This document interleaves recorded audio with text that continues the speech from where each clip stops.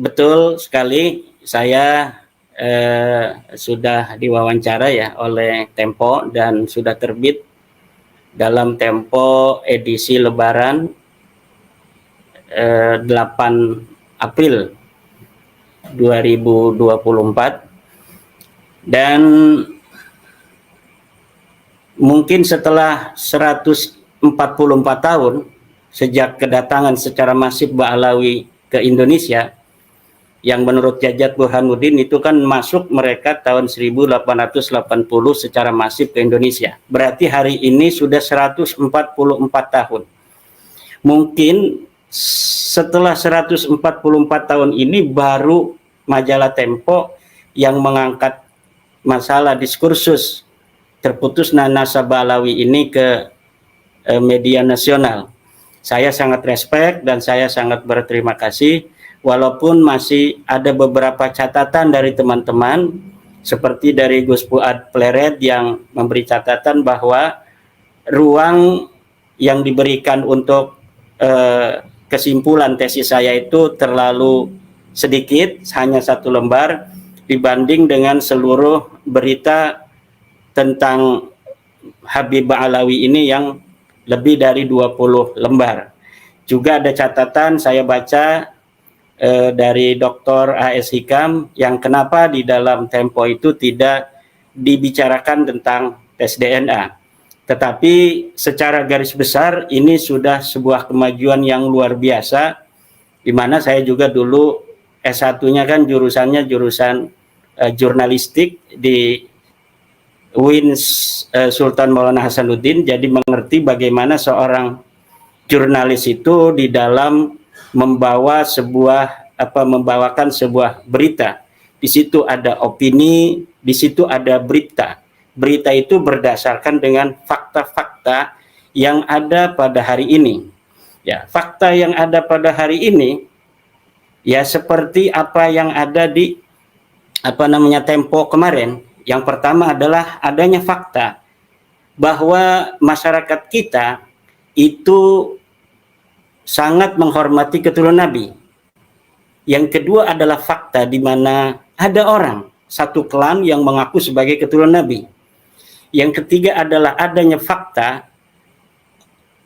suatu lembaga yang mencatat keturunan orang yang mengaku keturunan baginda Nabi. Yang keempat adalah fakta bahwa Wali Songo diklaim sebagai bagian dari Ba'alawi Yaman. Kemudian fakta kelima adalah adanya interupsi dari tesis saya bahwa ternyata para Habib-Habib ini keturunan dari Ubaidillah bukanlah termasuk keturunan dari baginda Nabi besar Muhammad sallallahu alaihi wasallam. Itu fakta-fakta yang diberikan oleh Tempo. Kemudian ada opini tentang bagaimana perbudakan spiritual itu sangat masif dipegang oleh sebagian bangsa Indonesia. Ada otokritik dari Mukhtar Lubis di mana dikatakan bahwa bangsa kita memiliki sebuah ciri-ciri bangsa yang masih feodal dan bangsa yang lemah. Di mana titik lemah itu adalah salah satunya adalah begitu mengagungkan orang yang mengaku dirinya sebagai keturunan dari baginda Nabi besar Muhammad sallallahu alaihi wasallam. Jadi seimbang. Kalau di fakta itu menampilkan berita-berita sesuai dengan apa yang terjadi di lingkungan masyarakat secara profesional, Tempo kemudian memberitakannya ke publik. Tapi di dalam opini itu Tempo, karena opini itu kan berarti sebuah dari fakta disimpulkan sendiri oleh redaktur. Itu di dalam kolom opini itu redaktur majalah Tempo ketika bicara tentang Habib keturunan Nabi Muhammad, itu keturunannya sudah menggunakan tanda kutip. Ini menunjukkan kalau dia tidak percaya atau ragu bahwa Habib ini adalah keturunan Nabi besar Muhammad SAW. Ini adalah sebuah kemajuan, saya katakan, yang kita perhatikan hari ini terjadi.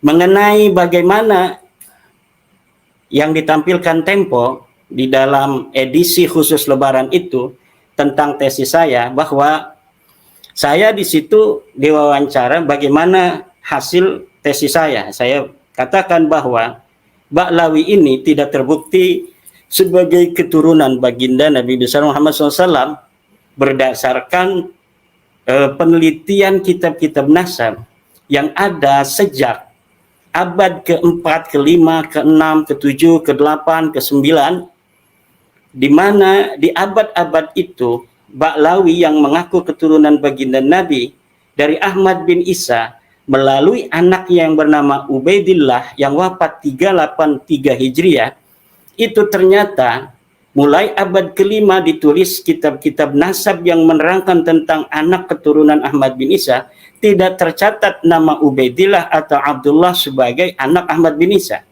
Demikian pula di abad yang ke-6, abad ke-7, abad ke-8, abad ke-9. Abad ke-9 pun itu kitab nasab yang dicatat yaitu Umdatul Talib karya Ibnu Ainabah itu belum mencatat Ubaidillah atau Abdullah sebagai keturunan daripada Ahmad bin Isa. Dari sini ada kesunyian silentio di dalam ilmu sejarah, argumentium ex silentio selama 550 tahun.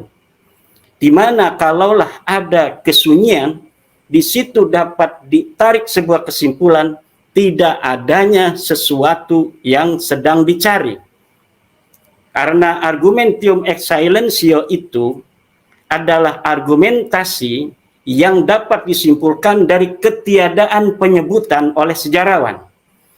Kecuali kemudian ditemukan sebuah data primer, kitab sezaman yang sering kita ungkapkan yang menyatakan sebaliknya.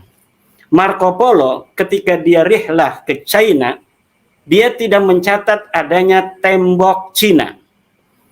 Ketika Marco Polo datang ke Cina, dia tidak mencatat tembok Cina, bukan berarti tembok Cina itu tidak ada pada zaman Marco Polo. Kenapa? Karena kemudian ditemukan data sejarah yang lebih tua yang menyatakan tembok Cina ini telah ada sebelum Marco Polo ada atau datang ke China.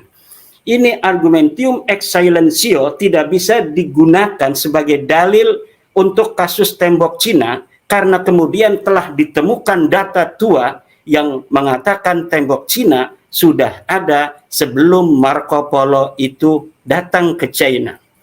Tetapi untuk kasus Ubaidillah sampai keturunannya itu di abad 9 baru mereka mengaku sebagai keturunan anak Ahmad bin Isa. Ini menunjukkan bahwa memang Ubaidillah ini sama sekali bukan keturunan Ahmad bin Isa. Secara otomatis dia bukanlah keturunan Nabi besar Muhammad SAW. Dan saya juga kemudian di dalam wawancara itu menyinggung tentang tes DNA, bahwa penelitian saya kemudian dikonfirmasi, confirmated dengan data hasil tes DNA yang telah ada dari klan Ba'lawi 180 orang dari semua mereka yang tes DNA tidak ada yang konfirmatif dia keturunan dari baginda Nabi Muhammad SAW, kecuali seperti tadi yang di Ba'lawikan kemudian dia ternyata keturunan Al-Musawi, bukan keturunan daripada Ubaidillah. Nah, di dalam majalah Tempo itu ada konfrontir dari Ustadz Hanif Alatas dan dari Mas Rumel Abbas. Ini yang sudah tampak ini sangat terkenal sekali sekarang. Ini sebuah prestasi ini, Mas Rumel ini sudah masuk koran Tempo. Alhamdulillahirabbil alamin. Nah, di situ di dalam konfrontir itu Hanif Alatas menyatakan bahwa sejak abad ke-7 sudah ada kitab yang menyatakan tentang nasabnya Ubaidillah dicatat dalam kitab sampai abad ke-11 katanya. Ini adalah saya katakan sebuah kedustaan karena tidak ada kitab abad ke-7 yang menyatakan bahwa Ubaidillah atau Abdullah sebagai anak daripada Ahmad bin Isa. Kemudian yang ada setelah ditanya lagi oleh wartawan, disebutkan itu oleh Hanif Alatas bahwa kitab seperti kitab As-Suluk. As-Suluk itu walaupun dia meninggalnya 732, itu kan abad ke-8, bukan ada 700-nya berarti abad ke-7. Itu nggak bisa begitu cara bacanya. 732 itu berarti abad ke-8. Kata siapa namanya Hanif Alatas, kitab As-Suluk telah mencatat adanya nasab Ba'alawi Habib-Habib ini sampai ke Rasulullah pada tahun 732. Saya sudah bantah itu berkali-kali bahwa Syarif Abul Jadid atau Abul Hasan Ali bin Muhammad bin Jadid ini sama sekali tidak ada kaitan dengan Ba'lawi, nggak ada kaitan dengan Habib-Habib yang sekarang ada di Indonesia ini. Dia sudah terputus nasabnya, tertolak oleh As-Sajarah Mubarakah bin Jadid ini, kemudian dicangkok oleh Ba'lawi, para Habib-Habib di abad ke-9. Nyangkoknya salah, nyangkok di sesuatu yang ternyata tertolak. Nah, baiklah, tetapi argumen-argumen yang dibangun oleh Hanif Alatas itu sudah saya mentahkan, bahwa nama-nama Wamim Baiti Abi Alwi yang disebutkan oleh Al-Janadi, situ ada Muhammad bin Ali, ada Hasan bin Muhammad bin Ali, ada punya anak paman namanya Abdurrahman dan sebagainya, tidak terbukti sebagai keturunan daripada Ba'lawi sekarang ini. Kenapa tidak terbukti? Karena Ba'lawi sekarang sudah punya kitab namanya Syamsul Dhahirah. Di dalam kitab Syamsul Dhahirah itu sudah disebutkan, ini punya anak ini, punya anak ini punya anak sekian. Nah, ketika kita As-Suluk abad ke-7 itu menerangkan dia punya anak paman, dia punya anak, dia punya keturunan, dia punya kakek, itu enggak ada yang mirip, enggak ada yang ciples sebagai keturunan daripada Ba'lawi yang ada sekarang. Coba nanti Mas Romel bisa terangkan tentang nama Muhammad yang punya anak namanya Hasan, punya ayah namanya Ba'lawi, Ali Ba'lawi. Ini Muhammad itu di dalam keluarga Ba'lawi sampai meninggalnya Al-Janadi 732 hanya ada 4. Pertama Muhammad bin Alwi bin Ubaid, yang kedua adalah Muhammad Shahib Mirbad, yang ketiga adalah Muhammad Faqih Muqaddam, yang keempat adalah Muhammad Maula Dawilah. Itu pun dia masih muda sekali.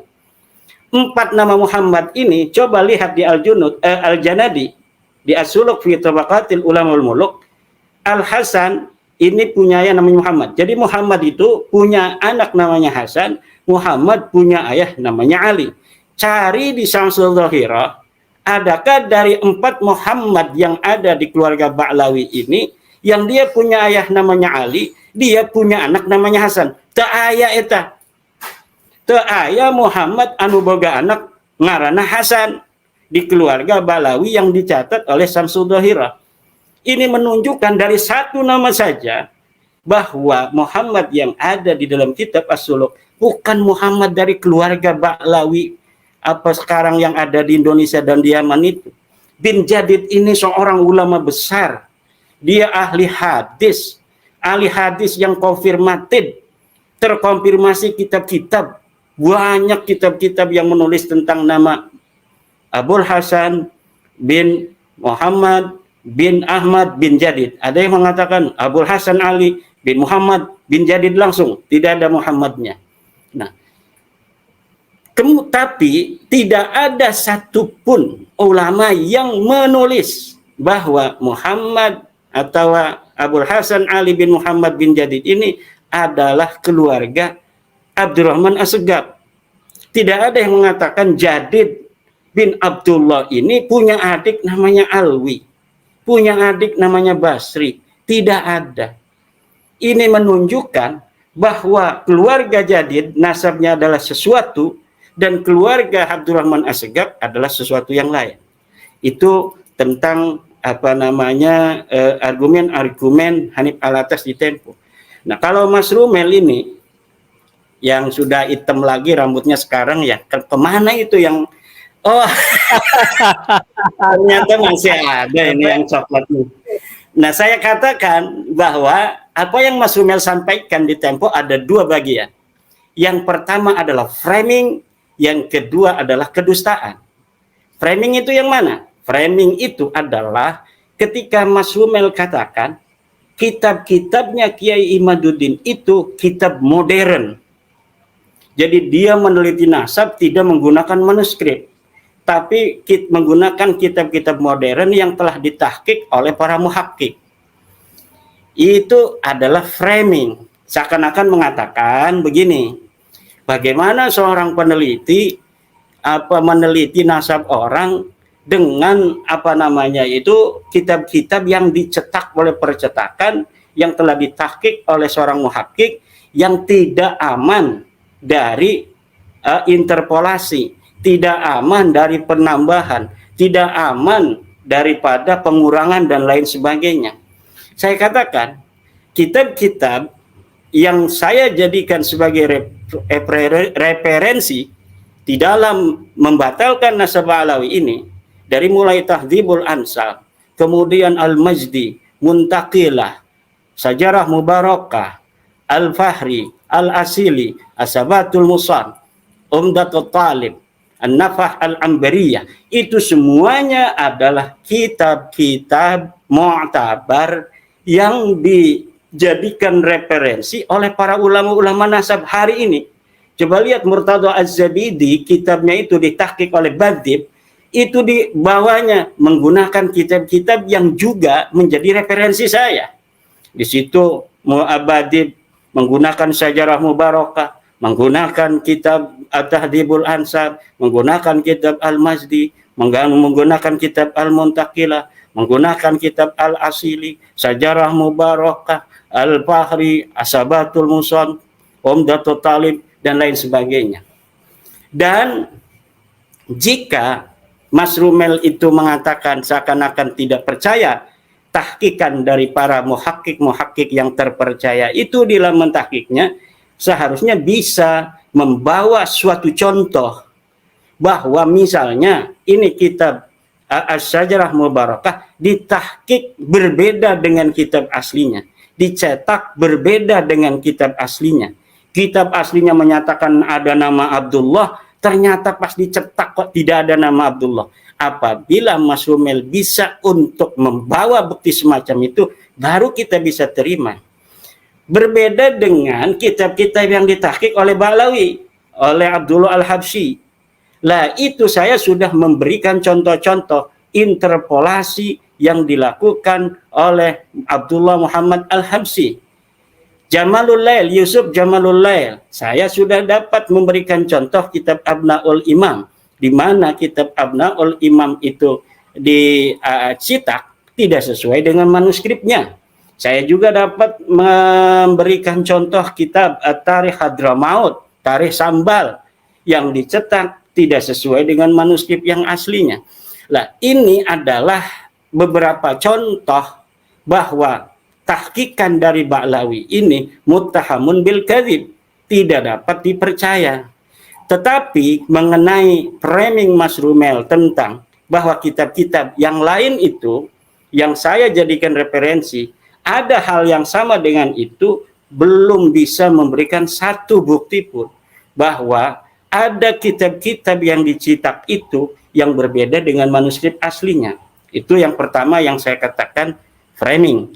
Yang saya katakan kedustaan adalah ketika Mas Rumel di Tempo itu mengatakan sudah ada nama Ubaidillah atau Abdullah disebut sebagai anak daripada Ahmad bin Isa di dalam kitab Al-Arba'in dan kitab Al-Mawahib karya Ali bin Jadid yang wafat 620. Dan ditulisnya sekitar 611 atau 636 kata Mas Rumel di Tempo itu. Saya katakan itu dusta karena tidak ada kitab itu ditulis pada tahun 611 atau 636. Kitab itu ditulis baru 55 tahun yang lalu oleh Salim bin Jindan. Tahun 1960-an Kemudian kalau misalnya di situ ada keterangan ditulis 611, itu belum menunjukkan apa-apa. Itu harus bisa diteliti rik'ah itu, apakah rik'ah itu betul-betul ditulis pada tahun itu, ataukah dia hanya salinan. Kemudian penyalin yang terakhir tidak menyebutkan tahun salinannya, tapi dia mencontoh tahun salinan yang ditulis pada tahun itu. Dan saya kira kitab itu adalah kitab misteri. Arba'in karya Ali bin Jadid itu, Abul Hasan Ali bin Jadid, kitab misteri. Al-Mawahib, kitab yang belum pernah didengar kecuali oleh Mas Rumel itu. Kemudian ada lagi Mas Rumel katakan bahwa Abdullah atau Ubaidillah telah dicatat sebagai anak Ahmad bin Isa di dalam sebuah kitab karya Abul Qasim An-Nafat dan Hasan Al-Allal atau Ad-Dallal. Mana kitabnya? Tidak ada sama sekali. Nah, ini yang saya tulis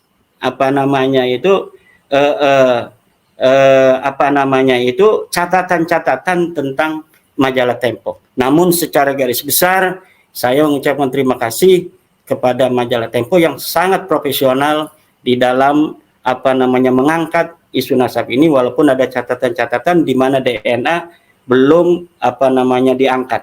Demikian sementara.